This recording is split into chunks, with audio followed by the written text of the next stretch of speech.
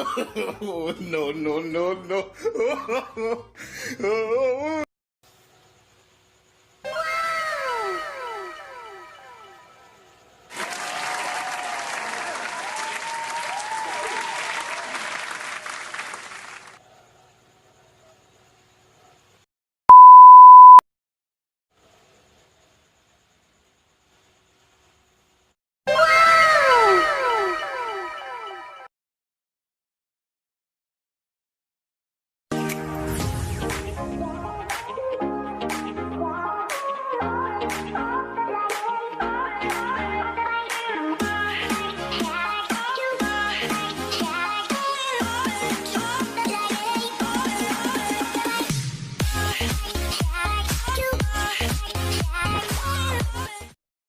Back guys sa aking YouTube channel, and for today's video, magbe-bleach ako ng aking buhok at after nyan, mga 3 days ay mag-color ako ng metallic gray. So, wag na natin tong patagalin kasi bagong gising ang aking anak. Let's start in 1, 2, 3, smile!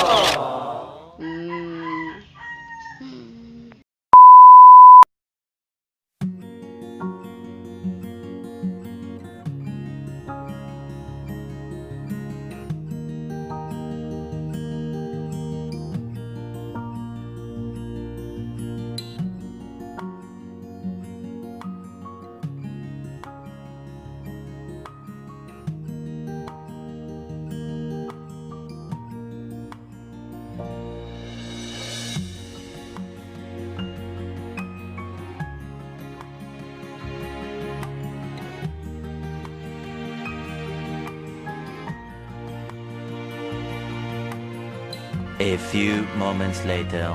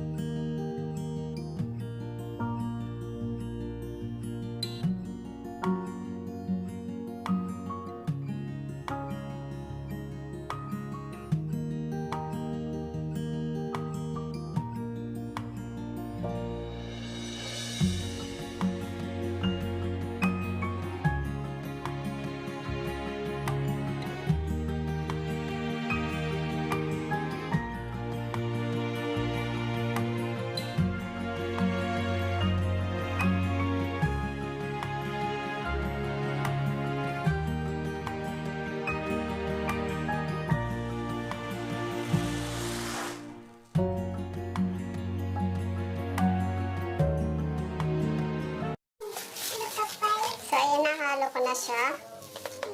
Pag gagawa kayo, kailangan 1:1. Pag 1 oxidizing, dapat 1 din yung same.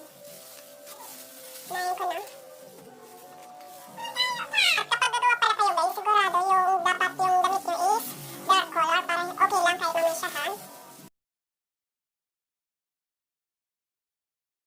Oh no!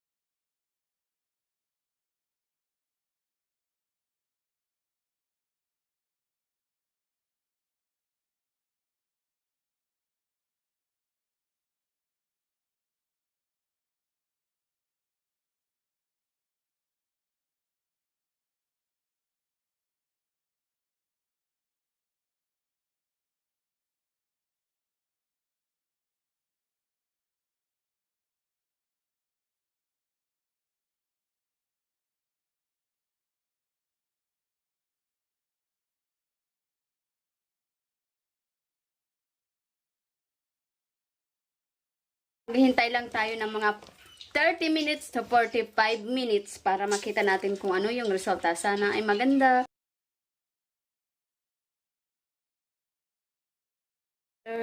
So, ayan, after 30 minutes ay magbabanlaw na tayo. 2,000 years later. Ito na guys, yung naging resulta ng aking pag-bleach, ng aking pag-bleach, ng aking paghihirap. So, ayan, ito na. Dahil nga ako lang yung nag-bleach sa aking sariling buhok. So, ito, hindi pantay. Yun na nga, as usual. Huwag tayo mag-expect ng maganda. Mas mainam guys kung gagawa kayo o magbi-bleach kayo ng buhok nyo, mas mainam yung may katulong kayo para yung sa likod na hindi nyo masyadong kita ay malagyan. Ito guys.